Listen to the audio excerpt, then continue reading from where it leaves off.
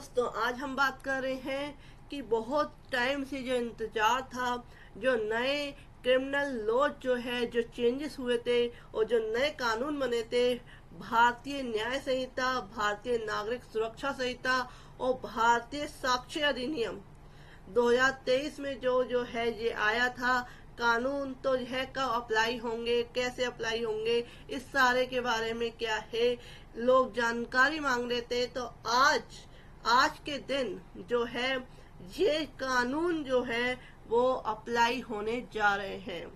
तो 1 जुलाई से लागू होंगे नए आपराधिक कानून और साथ ही साथ इसकी और भी जानकारी आपको इस वीडियो के माध्यम से मिलेगी कि 1 जुलाई से नए आपराधिक कानून लागू हो जाएंगे। भारतीय न्याय संहिता, भारतीय नागरिक सुरक्षा संहिता और भारतीय साक्ष्य अधिनियम के लागू होने की अधिसूचना पूर्व में गृह मंत्रालय द्वारा जारी की जा चुकी है। ये तीनों कानून अंग्रेजी माध्यम, अंग्रेजों के समय के बनाए गए आईपीसी, सीआरपीसी और साक्ष्य कानूनों की जगह लेंगे। 1 जुलाई से विभिन्न अपराधों के लिए एफआईआर नए कानूनों की धाराओं के तहत दर्ज होगी और साथ ही साथ आप देखेंगे कि इसमें क्या क्या चेंजेस आते हैं जब नए कानून आएंगे। एक तो जो एडवोकेट है, अधिवक्ता है, उनको भी इनकी पूरी जानकारी नहीं है, तो उनको भी पढ़ने में डिफिकल्टी जाएंगी, उनको भी इसको अप्लाई करने में डिफिकल्टी जाएंगी। और जो प्रोसेस चल रहा है, जो अप्लाई करेगा, कोर्स है, सबको क्या है थोड़ी दिक्कतें आएंगी, लेकिन उसके बाद थोड़े समय के बाद यह जो है एक जो है प्रॉपर तरीके से जो है अप्लाई हो जाएंगे। तो 1 जुलाई से विभिन्न अपराधों के लिए एफआईआर नए कानूनों की धाराओं के तहत दर्ज होगी और उनकी विवेचना और अदालत में सुनवाई भी नए कानूनी प्रावधानों के तहत होगी। इन कानूनों के लागू होने के साथ ही भारत की न्याय प्रणाली दुनिया की सबसे आधुनिक न्याय प्रणाली बन गई है। ऐसी जानकारी हमें गौरव जैन एडवोकेट, जो कि आगरा के एक जिला शासकीय अधिवक्ता हैं, सहायक जिला शासकीय अधिवक्ता, उनके माध्यम से एक पत्रिका के माध्यम से मिली है। और जो है इस कानून के लागू होने के साथ ही भारत की न्याय प्रणाली दुनिया की सबसे आधुनिक प्रणाली बन गई है। तीनों कानूनों को पिछले वर्ष 21 दिसंबर को संसद की अनुमति मिली थी और राष्ट्रपति द्रौपदी मुर्मू ने 25 दिसंबर को इस पर मुहर लगा दी थी। अब आतंकवाद से जुड़े मामलों में गैर कानूनी गतिविधि रोकथाम कानून के अलावा भारतीय न्याय संहिता और भारतीय नागरिक सुरक्षा संहिता की धाराओं के तहत भी केस दर्ज किए जा सकेंगे। पुराने आईपीसी, सीआरपीसी जो है कानूनों में कोई प्रावधान नहीं था। इस तरह से मॉब लॉन्चिंग, उन्मादी भीड़ की हिंसा भी पहली बार अपराध की श्रेणी में आ जाएगा और इसके लिए आजीवन कारावास और मौत की सजा हो सकती है। इसी तरह के नए कानूनों में भगोड़ा अपराधियों की संपत्ति का जब्त करने के साथ ही उनकी अनुपस्थिति में भी मुकदमा चलाया जा सकेगा। नए कानूनों के तहत मजिस्ट्रेट को जुर्माना लगाने की शक्ति के साथ साथ अपराधी घोषित करने का दायरा बढ़ाया है। नए कानूनों में तकनीक और विशेष बल दिया गया है, जिसके तहत पूरी आपराधिक न्याय प्रणाली ऑनलाइन हो जाएगी। सारी एफआईआर ऑनलाइन होंगी और कहीं से भी एफआईआर दर्ज कराई जा सकती है। तो बहुत सारे चेंजेस जो है देखने को मिलेंगे और जो है लॉ जो है अप्लाई हो रहा है वर्तमान परिस्थितियों को देखते हुए। ये जो कानून बनाया गया है, पहले जुर्माना जो था 50 रुपए, कहीं 5 रुपए, कभी 500 रुपए, ऐसे जुर्माने जो है जो पुराने आईपीसी, सीआरपीसी में जो थे उसमें दिए हुए थे, जबकि इसकी वैल्यू 50 रुपए की आजकल 100-500 की वैल्यू नहीं है। तो ये भी जरूरी था जुर्माने को चेंजेस करने के थे। अब जो है जो जुर्माना है वो बढ़ गया है। तो इस तरीके से बहुत सारे चेंजेस जो वर्तमान कानून को देखते हुए, वर्तमान परिस्थितियों को देखते हुए बनाए गए हैं और ये मुझे लगता है बहुत बेनिफिशियल भी होगा कि जो ये नए कानून जब अप्लाई होंगे और नई परिस्थितियों के अनुसार तो कुछ समय लगेगा, लेकिन इसके साथ साथ क्या है, ये कानून हमारे फायदे के लिए भी काम आएंगे। तो सारी एफआईआर ऑनलाइन हो जाएगी और कहीं से भी एफआईआर दर्ज कराई जा सकती है। थानेदारों को भी केस की गवाही के लिए न्यायालय में पेश नहीं होना पड़ेगा और इसे वीडियो कॉन्फ्रेंसिंग के माध्यम से पूरा किया कर लिया जाएगा। गवाहों के लिए भी वीडियो कॉन्फ्रेंसिंग के माध्यम से गवाही देने की सूचना होगी। इसी तरह से फोरेंसिक या मेडिकल रिपोर्ट की कॉपी भी ऑनलाइन संबंधित जानकारी के साथ साथ न्यायालय तक पहुंच जाएगी।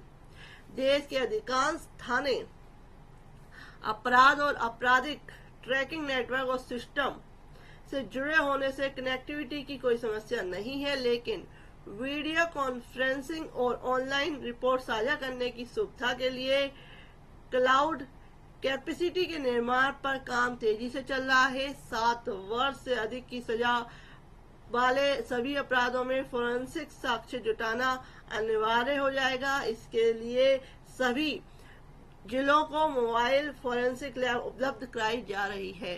तो ये जो है, जो इसकी सूचना दी है, उनके जिन्होंने बताया है वो है सहायक जिला शासकीय अधिवक्ता गौरव जैन एडवोकेट, जो कि आगरा में जो है वर्तमान में एक वकील है, शासकीय अधिवक्ता हैं। और साथ ही साथ जो है उन्होंने एक पत्रिका के माध्यम से ये सारी जानकारी दी है। साथ ही साथ मैं आपको बता दूं कि ये नए कानून जो आए हैं इसमें सिस्टम तो चेंज होगा ही, और साथ ही साथ आज से देश में ब्रिटिश काल से चले आ रहे कानून खत्म हो जाएंगे और 3 नए आपराधिक जो कानून है वो लागू हो जाएंगे। इन कानूनों के लागू होने के बाद आम लोगों के जीवन पर भी असर पड़ेगा और आज से कानूनों में क्या कुछ बदलाव होगा यह हमें समझना होगा कि क्या बदलाव हो सकता है। तो आज से जो देश भर में जो कानून की भाषा बदलने वाली है, 3 नए आपराधिक कानून लागू हो जाएंगे और इन नए कानूनों के लागू होने के बाद आपराधिक प्रणाली जो है व्यापक बदलाव आएंगे, बहुत सारे बड़े चेंजेस आएंगे और ब्रिटिश काल से जो कानून चले आ रहे थे उनको विदाई दी जा रही है और भारतीय न्याय संहिता, भारतीय नागरिक सुरक्षा संहिता और भारतीय साक्ष्य अधिनियम ब्रिटिश काल के भारतीय दंड संहिता, दंड प्रक्रिया संहिता और साक्ष्य अधिनियम की जगह लेंगे।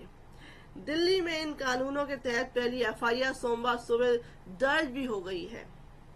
नए कानून लागू होने के बाद आम लोगों के पास पुलिस की पहुंच आसान होगी।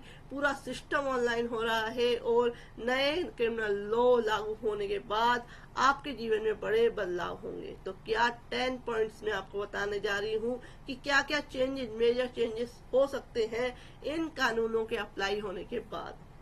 तो नए कानूनों में एक आधुनिक न्याय प्रणाली स्थापित होगी जिसमें 0 एफआईआर, पुलिस में ऑनलाइन शिकायत दर्ज करना, एसएमएस, मोबाइल फोन पर संदेश के जरिए सम्मन भेजने जैसे इलेक्ट्रिक माध्यम और सभी जघन्य अपराधों के वादा स्थल की अनिवार्य वीडियोग्राफी जैसे प्रावधान शामिल होंगे। इसके अलावा महिलाओं, 15 वर्ष की आयु से कम उम्र के लोगों, 60 वर्ष की आयु से अधिक के लोगों और दिव्यांग या गंभीर बीमारियों से पीड़ित लोगों को पुलिस थाने आने से छूट दी जाएगी और वे अपने निवास स्थान पर ही पुलिस सहायता प्राप्त कर सकते हैं। नए कानूनों के तहत अब कोई व्यक्ति पुलिस थाने गए बिना इलेक्ट्रॉनिक संचार माध्यम से घटनाओं की रिपोर्ट दर्ज करा सकता है। इससे मामला दर्ज करना आसान और तेज हो जाएगा और पुलिस द्वारा त्वरित कार्रवाई की जा सकेगी। नए जो सेकंड चेंज है कि नए कानूनों के तहत आपराधिक मामलों में फैसला, मुकदमा जो है पूरी तरह से मुकदमा पूरा होने के 45 दिन के भीतर जो है फैसला आना चाहिए और पहली सुनवाई के 60 दिन के भीतर आरोप तय किए जाएंगे। और दुष्कर्म पीड़िताओं का बयान कोई महिला पुलिस अधिकारी उसके अभिभावक या रिश्तेदार की मौजूदगी में दर्ज करेगी और मेडिकल रिपोर्ट 7 दिन के भीतर देगी। थर्ड जो है इसका चेंजेस है वो है नए कानूनों में संगठित अपराधों और आतंकवादों के कृत्यों को परिभाषित किया गया है। राजद्रोह की जगह देशद्रोह लाया गया है और सभी तलाशी और जब्ती की कार्रवाई की वीडियोग्राफी करना अनिवार्य कर दिया गया है। नेक्स्ट जो चेंज आया है 4th नंबर पे वो है महिलाओं बच्चों के खिलाफ अपराधों पर नया अध्याय जोड़ा गया है। किसी बच्चे को खरीदना और बेचना जघन्य अपराध बनाया गया है और किसी नाबालिग से सामूहिक दुष्कर्म या दुष्कर्म के लिए मृत्युदंड और उम्र कैद का प्रावधान जोड़ा गया है। नए कानूनों में महिलाओं बच्चों के खिलाफ अपराधों की जांच को प्राथमिकता दी गई है, जिससे मामले दर्ज होने किए जाने के 2 महीने के भीतर जांच पूरी की जाएगी और नए कानूनों के तहत पीड़ितों को 90 दिन के भीतर अपने मामले की प्रगति पर नियमित रूप से जानकारी प्राप्त करने का अधिकार होगा। इसके अलावा महिलाओं बच्चों के साथ होने वाले आपराधिक अपराध पीड़ितों को सभी अस्पतालों में निःशुल्क प्राथमिक उपचार और इलाज मुहैया कराया जाएगा। यह प्रावधान सुनिश्चित करता है कि पीड़ितों को आवश्यक चिकित्सीय देखभाल तुरंत मिले। नेक्स्ट है कि शादी का दूसरा झूठा दावा करने वाले नाबालिग से दुष्कर्म और भीड़ द्वारा पीटकर हत्या करने, झटपट मारी आदि मामले दर्ज किए जाते हैं, लेकिन मौजूदा भारतीय दंड संहिता की ऐसी घटनाओं से निपटने के लिए कोई विशेष प्रावधान नहीं थे। तो इसमें क्या है, इसमें चेंजेस आए हैं। नेक्स्ट है कि 0 FIR में अब कोई भी व्यक्ति किसी भी पुलिस थाने में जो है प्राथमिकी दर्ज करा सकता है, भले ही अपराध उसके अधिकार क्षेत्र से हुआ है, उसके अधिकार क्षेत्र में हुआ या नहीं है। इससे कानूनी कार्रवाई शुरू करने में होने वाली देरी खत्म होगी और मामला तुरंत दर्ज कराया जा सकेगा। नेक्स्ट जो है वो है कि नए कानूनों में जुड़ा एक दिलचस्प पहलू जो है कि गिरफ्तारी की सूरत में व्यक्ति को अपनी पसंद के किसी व्यक्ति को अपनी स्थिति के बारे में सूचित करने का अधिकार दिया गया है। इससे गिरफ्तार व्यक्ति को तुरंत सहयोग मिल सके। नेक्स्ट है कि इसके अलावा गिरफ्तारी विवरण पुलिस थानों और जिला मुख्यालयों में प्रमुखता से प्रदर्शित किया जाएगा, जिससे कि गिरफ्तार व्यक्ति के परिवार और मित्र महत्वपूर्ण सूचना आसानी से पा सकेंगे। आरोपी और पीड़ित दोनों को अब प्राथमिकी, पुलिस रिपोर्ट, आरोप पत्र, बयान, स्वीकृति और अन्य दस्तावेज 14 दिन के भीतर पाने का अधिकार होगा। अदालतें समय रहते न्याय देने के लिए मामले की सुनवाई में अनावश्यक विलंब से बचने के वास्ते अधिकतम 2 बार मुकदमे की सुनवाई स्थगित कर सकती हैं। नेक्स्ट है कि नए कानूनों में सभी राज्य सरकारों के लिए गवाह सुरक्षा योजना लागू करना अनिवार्य है, ताकि गवाहों की सुरक्षा और सहयोग सुनिश्चित किया जाए और कानूनी प्रक्रियाओं की विश्वसनीयता पर प्रभाव बढ़ाया जाए। नेक्स्ट है कि अब लैंगिकता की परिभाषा में ट्रांसजेंडर भी शामिल है, जिससे समावेशिता और समानता को बढ़ावा मिलता है। पीड़ित को अधिक सुरक्षा देने, दुष्कर्म के किसी अपराध के संबंध में जांच में पारदर्शिता को बढ़ाने के लिए पीड़ित का बयान पुलिस द्वारा ऑडियो वीडियो माध्यम से दर्ज किया जाएगा। तो ये सारा कुछ जो है मैंने आपको बताया कि ये 3 क्रिमिनल लॉ जो आज से अप्लाई हुए हैं 1 जुलाई 2024 से, तो जो अप्लाई हो चुके हैं। तो फ्रेंड, अगर आपको मेरा ये वीडियो पसंद आया है और आप औरों को शेयर कर दीजिए, क्योंकि उनको भी ये नॉलेज होनी चाहिए।